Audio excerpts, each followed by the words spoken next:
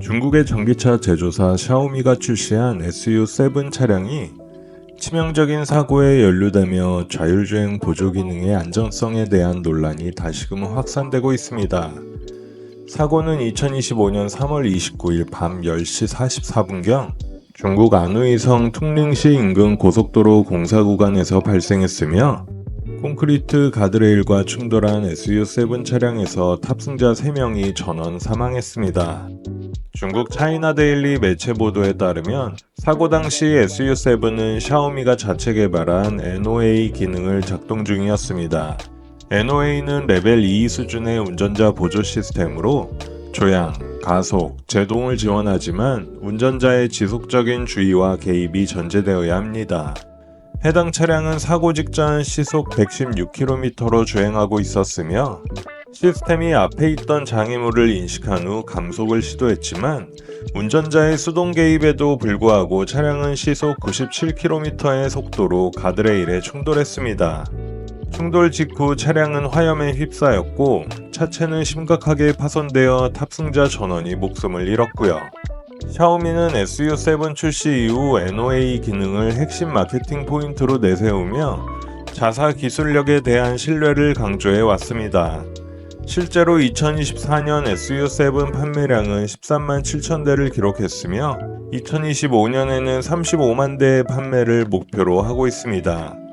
하지만 이번 사고는 기술에 대한 신뢰에 큰 타격을 줄 수 있는 중대한 변수로 작용하고 있군요. 이와 같은 사고는 이번이 처음이 아닙니다.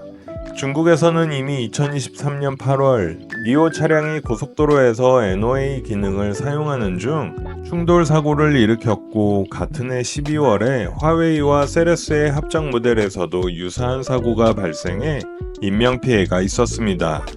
업계와 전문가들 사이에서는 레벨 2 자율주행 보조 기능이 마치 완전 자율주행처럼 소비자에게 인식될 위험성에 대한 우려가 꾸준히 제기돼 왔습니다.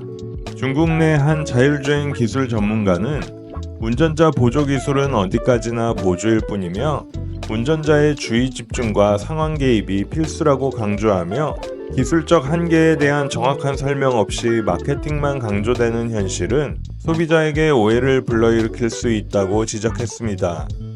중국 정부는 자율주행 기술을 미래 성장 산업으로 육성하고 있으며 샤오미를 포함한 여러 제조사들이 경쟁적으로 해당 기능을 상용화하고 있습니다.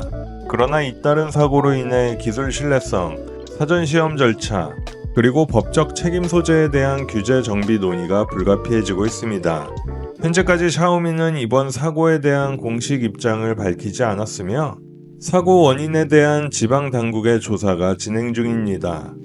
이번 사건은 단순한 기술 결함을 넘어 자율주행 보조 시스템의 정확한 기능 설명, 사용자 인식 제고, 그리고 제조사들의 책임있는 커뮤니케이션 필요성을 다시 한번 부각시키고 있습니다.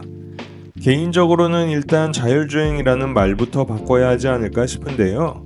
많은 분들이 자율주행이라는 단어 때문에 실제 자율주행에 가까운 기능을 하는 것으로 오해하시는 분들이 많은 듯 합니다.